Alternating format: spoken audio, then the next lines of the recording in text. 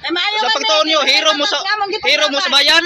Nakatikim ng masakit na pananalita ang ilang mga pulis sa founder ng Federal Tribal Group of the Philippines na si Dato Adlaw at Bae Lourdes. Latest update tayo sa buhay ni Dato Adlaw February 3 nang ibahagi ang video kung saan pinapalibutan ng ilang mga pulis ang compound ni Dato Adlaw at Bae Lourdes dito.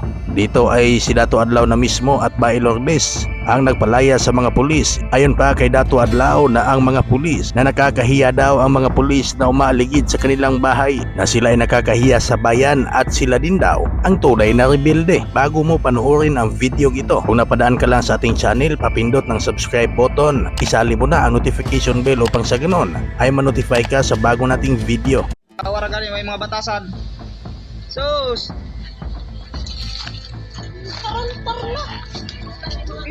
Ibaw ko sila buhaton. Buhatan din ninyo maayo nga kuan.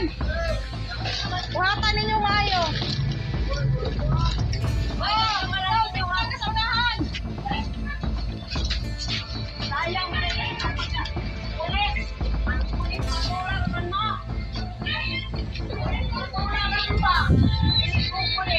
Tanaw. Mo ni kuan walay mga batasan sa bayan. Sayang rang pinag-aralan.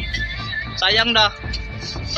Ako grade 6 da pero pinaglaban ako ang bayan. Ikaw, sus, ginuho ko ninyo. Mga rebelde ini sa bayan. Rebelde ni sa bayan. Sus, Mga pinay. una-unaan ninyo na amoy mga pamilya. Una-unaan ninyo na amoy mga kuan, igsuon. Mo ni kuan ninyo. Bitaw. Mo ni mga bayaran. Sus.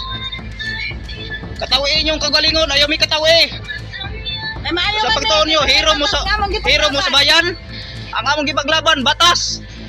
Batas among gipaglaban. Para sa kangayan, para sa tanan. Para sa imong pamilya, para sa tanan. Kamu, unsa yung gipaglaban? Mga bastos mong mo. Bawo may bakos. Ilak dong, ilak. Uno ko man ang oran mo. Ano?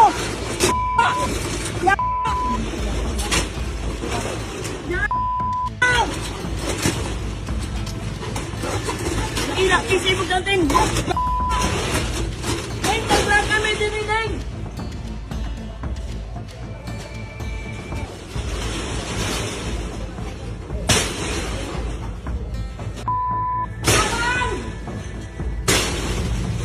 Samantala, nabigyang linaw na din ang insidente kung saan pinutulan ng kuryente at tubig ang compound ni Dato Adlaw. Ayon pa sa ating source, wala di umanong business permit ang bahay na kanilang inoccupy. Maliban pa riyan, illegal din daw ang kanilang pag-occupy sa pribadong property dahil wala itong pahintulot sa may-ari.